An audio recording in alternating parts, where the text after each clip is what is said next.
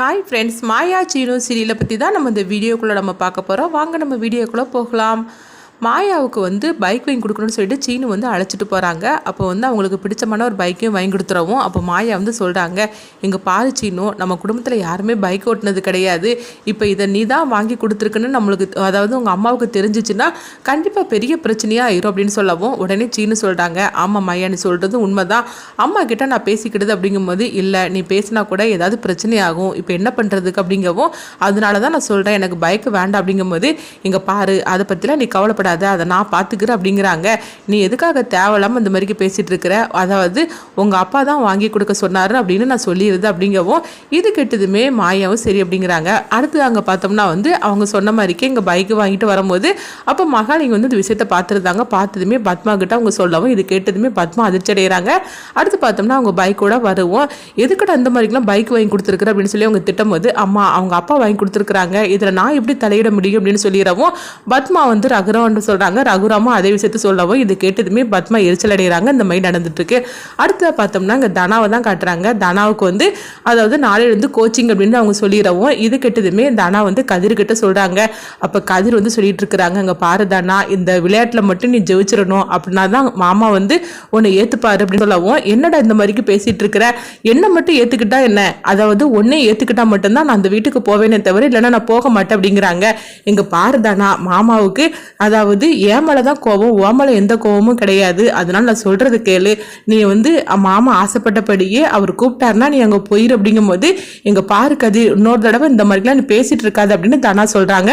அப்போ கதிர் சொல்கிறாங்க, இங்கே பாரதண்ணா, நீ எப்போவுமே அதாவது போட்டியில் விளையாடுறதுக்கு முன்னாடி மாமா கிட்ட ஆசீர்வாதம் வாங்கிட்டு போனேன்னா நீ கண்டிப்பாக அந்த போட்டியில் ஜெயிச்சிருவோம் அப்படிங்கவும், அதனால நீ மாமா கிட்ட ஆசீர்வாதம் வாங்கணும் அப்படிங்கிறாங்க. அப்போ தானா சொல்கிறாங்க, ஆமாம் கதிர், நீ சொல்கிறது உண்மைதான் அப்படிங்கவும், சரி நான் அம்மாவுக்கு ஃபோன் பண்ணுறேன் அப்படின்னு சொல்லிட்டு அவங்க பார்த்தோம்னா ஜானகிக்கு ஃபோன் பண்ணி இந்த விஷயத்த சொல்லவும், ஜானகி சந்தோஷப்படுறாங்க. அப்போ ஜானகிட்ட அவங்க சொல்கிறாங்க, அம்மா நாளைக்கு நான் அப்பா கிட்ட எப்படியாவது ஆசீர்வாதம் வாங்கிட்டு போகணுமா அப்படிங்கவும், அது எப்படி தானா நடக்கும் அப்படிங்கிறாங்க. அதெல்லாம் எனக்கு தெரியாதுமா, நாளைக்கு நான் வருவேன், அப்பா கிட்ட நான் ஆசீர்வாதம் வாங்கணும், இதை நீ தான் பார்த்துக்கணும் அப்படின்றதாங்க. அடுத்து பார்த்தோம்னா ஜானகி இப்போ என்ன பண்ணுறதுக்குன்னு தெரியலன்னு சொல்லிட்டு இருக்கும்போதே அடுத்த நாள் அவங்க தனா வந்துடவும், அப்போ தனாவும் அவங்க ஜானகி பேசிட்டு இருக்கிறத பத்மா கேட்டுட்டு இருக்கிறாங்க. உனக்கு எவ்வளோ தைரியம் இருந்தால் நீ இந்த வீட்டுக்கு வந்திருப்ப, ஒழுங்கு மரியாதை இங்கிருந்து போடி அப்படின்னு சொல்லி அவங்க விரட்டிட்டு இருக்கவும், உடனே தனா அவங்க அழுதுகிட்டு இருக்கிறாங்க. அப்போ மாயா இதெல்லாம் பார்த்துக்கிட்டு உடனே மாயா ஒரு திட்டத்தை போடுறாங்க. அப்போ வீட்டுக்குள்ள வந்ததுமே தன்னுடைய வைர முகத்தி காணல் அப்படின்னு சொல்லி ஒரு நாடகத்தை போடவும், உடனே சிவாவும் மணியை தேடுறாங்க. அப்போ மணி சொல்றாங்க, என்ன மருமகளை நீ தான் மூக்குத்தியே போடலையே அப்படிங்கும்போது, மாமா என்னுடைய திட்டமே தெரியாம நீங்க உளறிட்டு இருக்கிறீங்களே, ஏன்னா மூக்குத்தியே போடலதான் மாமா, ஆனா நான் சும்மா சொல்லிட்டு இருக்கேன் அப்படிங்கும்போது, எதுக்கு மருமகள் இப்படி போய் சொல்லிட்டு இருக்கிற அப்படிங்கும்போது, உடனே அவங்க மாயா சொல்றாங்க, தனா பெரியப்பா கிட்ட ஆசீர்வாதம் வாங்குறதுக்காக வந்திருக்கிறா, அத்தை உள்ள விடமாட்டேன்னு சொல்லிட்டு இருக்கிறாங்க, அதனாலதான் இந்த மாதிரிலாம் சொல்லிட்டு இருக்க அப்படிங்கவும், ஓஹோ இப்ப எனக்கு புரிஞ்சு போச்சு அப்படின்னு சொல்லிட்டு உடனே மணி கத்த ஆரம்பிச்சிருந்தாங்க. ஐயோ என் மருமகளோட மூக்கத்தியை காணலையே, அது 3 லட்சமாமே அப்படின்னு சொல்லவும், உடனே பத்மா பார்வதியை அலறடிச்சுட்டு ஓடி வராங்க. என்னது 3 லட்ச ரூபா வைர முகத்தியே காணலை அப்படிங்கும்போது, ஆமா 3 லட்ச ரூபா வைர முகத்தியே என் மருமக கீழே போட்டுட்டா, அதை தான் நான் தேடிட்டு இருக்கிறேன் அப்படின்னு சொல்லவும், உடனே பத்மா பார்வதி எல்லாருமே குடிஞ்சிருந்து அங்கே தேட ஆரம்பிச்சிருந்தாங்க. அப்போ மாயா தனா கிட்ட சொல்றாங்க, நான் சும்மா சொன்னேன், நீ அதாவது பெரியப்பா கிட்ட ஆசீர்வாதம் வாங்கிட்டு போ அப்படிங்கவும், அப்போ ரகுராம் நல்லா தூங்கிட்டு இருக்கவும், உடனே தனாவை ஜானகி அழைச்சிட்டு வராங்க. அடுத்து பார்த்தோம்னா ரகுராம் கிட்ட அவங்க ஆசீர்வாதம் வாங்கிட்டு தனா ரொம்பவே சந்தோஷப்பட்டுட்டு அங்கிருந்து கிளம்பவும், ஜானகி ரொம்பவே சந்தோஷப்படுறாங்க. அப்போ தனா மாயாவை பார்த்து சிரிக்கிறாங்க, இது எல்லாத்துக்கு காரணம் நீ தான் அப்படிங்கும்போது, நீங்க இருந்து கிளம்பி போயிரு அப்படின்னு சொல்லவும், உடனே தனாவும் கிளம்பி வந்துருந்தாங்க. இந்த மாதிரி நடந்துட்டு இருக்கு. அடுத்துதான் அங்கே பார்த்தோம்னா தனா வீட்டுக்கு வராங்க. அப்போ கதிர் என்னாச்சுன்னு சொல்லி கேட்கும்போது, அப்போ தனா சொல்றாங்க, இந்த மாதிரி நான் அப்பா கிட்ட ஆசீர்வாதம் வாங்கிட்டு வந்துட்டேன் அப்படிங்கவும், தனா கண்டிப்பா நீ தான் இந்த போட்டியில ஜெயிக்க போற அப்படின்னு கதிர் ரொம்பவே சந்தோஷமா சொல்லிட்டு இருக்கிறாங்க. இந்த மாதிரி நடக்கு. அடுத்து பார்த்தோம்னா புவனேஸ்வரி அவங்க கார்த்தி பெயில அவங்க வெளியே கூட்டிட்டு வந்துருந்தாங்க. உடனே கார்த்திகிட்ட புவனேஸ்வரி சொல்றாங்க, அங்க பாரு உன்னை நான் எதுக்கு தெரியுமா நான் கூட்டிட்டு வந்திருக்கிறேன் வெளியே அப்படிங்கப்போ, என்ன அத்தை சொல்லுங்க அப்படிங்கிறாங்க. உடனே அவங்களுடைய திட்டத்தை சொல்றாங்க. இதை கேட்டதுமே கார்த்தி ரொம்பவே சந்தோஷப்பட ஆரம்பிச்சிருந்தாங்க.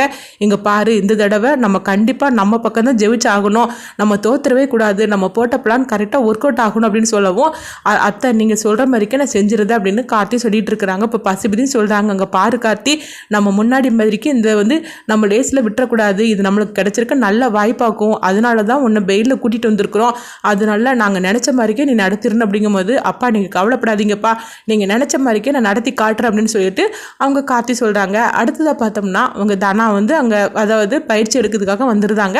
அப்போ வந்து தனாவும் கதிரும் வரவும் உடனே தனா கிட்ட வந்து அவங்க சொல்கிறாங்க, உங்களுக்கு வந்து பயிற்சி கொடுக்கறதுக்காக புதுசாக ஒருத்தர் வந்திருக்காரு அப்படின்னு சொல்லவும் உடனே வந்து தனா வந்து அது யார் சார் அப்படின்னு சொல்லி கேட்கும்போது, இன்னும் கொஞ்ச நேரத்தில் அவர் வந்துருவார், அப்போ வந்து நீங்களே வந்து பார்த்துக்கோங்க அப்படிங்கவும், அப்போ உடனே தனாவும் சரி அப்படிங்கிறாங்க. அப்போ வந்து கதிர் வந்து கேட்டுட்டு இருக்கிறாங்க, யார் புதுசாக வரப்போகிறாங்கன்னு தெரியல அப்படிங்கும்போது, அப்போ தானாவும் சொல்லிட்டு இருக்கிறாங்க, ஆமாம் கதிர் யார் வரப்போகிறான்னு தெரியல அப்படிங்கும்போது, நீங்கள் அப்புறம் கண்டிப்பாக அந்த போட்டியில் நீ தான் ஜெயிச்சிடணும், அதனால் நீ ரொம்பவே நல்லா ப்ராக்டிஸ் பண்ணணும் அப்படிங்கும்போது உடனே தானாவும் சரி கதிர் அப்படிங்கிறாங்க. அடுத்ததாக பார்த்தோம்னா ஒரு கார் வரவும், அப்போ வந்து உங்களுக்கு ப்ராக்டிஸ் கொடுக்கப்பட்டவர் தான் வாராரு அப்படின்னு சொல்லவும் உடனே இது கேட்டதுமே அவங்க தானாவும் கதிர் யார் வர போகிறாங்க அப்படின்னு சொல்லிட்டு அவளோட பார்த்துட்டு இருக்கிறாங்க. அப்போ பார்க்கும்போது கார்த்தி தான் வந்து இறங்குறாங்க. கார்த்தி இறங்குனதுமே வந்து தனாவும் கதிர் அதிர்ச்சி அடைகிறாங்க. இவன் உள்ளேலாம் கிடந்தா எப்படி இவன் வெளியே வந்தான், இன்னைக்கு தப்பிச்சு வந்துட்டானா என்ன அப்படின்னு சொல்லிக்கிட்டு அவங்க 2 பேரும் பேசிட்டு இருக்கவும், அப்போ கார்த்தி வந்து பக்கத்தில் வந்ததுமே கதிர் அடிக்கிறதுக்காக போகிறாங்க. உடனே கார்த்தி வந்து சொல்கிறாங்க, என்ன கதிர் என்னை அடிக்கிறதுக்காக வந்திருக்கிறியா, நீ எப்படிடா வெளியே வந்த, நான் ஃபோன் பண்ணுறேன் பாரு அப்படிங்கும்போது, நீ ஃபோன் பண்ணாலும் ஒரு பிரயோஜனம் கிடையாது, நான் வந்து பெயிலில் வந்திருக்கிறேன் அப்படிங்கிறாங்க. இது கெட்டதுமே தனாவும் கதிரும் அதிர்ச்சி அடைகிறாங்க. அப்போ வந்து அங்கேருந்து ஒருத்தர் வராரு, இங்கே பாருங்கள் உங்களுக்கு வந்து இவர் தான் வந்து அதாவது பயிற்சி கொடுக்க போகிறாரு அப்படிங்கவும், இது கேட்டதுமே தனா வந்து அதிர்ச்சி அடைகிறாங்க. என்ன சார் நீங்கள் சொல்லிட்டு இருக்கிறீங்க அப்படிங்கும்போது, ஆமாம் இவர் தான் பயிற்சி கொடுக்க உங்களுக்கு வந்திருக்காரு அப்படிங்கவும், நான் வந்து அதாவது இந்த மாதிரிக்கு பயிற்சி எடுக்கவே நான் வரல அப்படிங்கிறாங்க. என்ன பேசிகிட்டு இருக்கிறீங்க, நீங்கள் கான்ட்ராக்டில் நீங்கள் சைன் போட்டிருக்கிறீங்க, அது உங்களுக்கு ஞாபகத்தில் இருக்குதா, அதனால நாங்கள் யாருக்கிட்ட நாங்கள் ப்ராக்டிஸ் பண்ண சொல்லியிருக்கிறோமோ அவங்கக்கிட்ட தான் நீங்கள் ப்ராக்டிஸ் பண்ணணும், இதிலெல்லாம் நீங்கள் முடிவெடுக்க முடியாது, நாங்கள் என்ன முடிவெடுக்கிறோமோ அதுக்கு தான் நீங்கள் சம்மதிக்கணும், நீங்கள் அப்படி தான் எல்லாத்துலேயும் சம்மதிச்சு நீங்கள் வந்து கையெழுத்து போட்டு கொடுத்துருக்கீங்க அப்படிங்கவும், இது கேட்டதுமே வந்து அவங்க அதிர்ச்சி அடைகிறாங்க.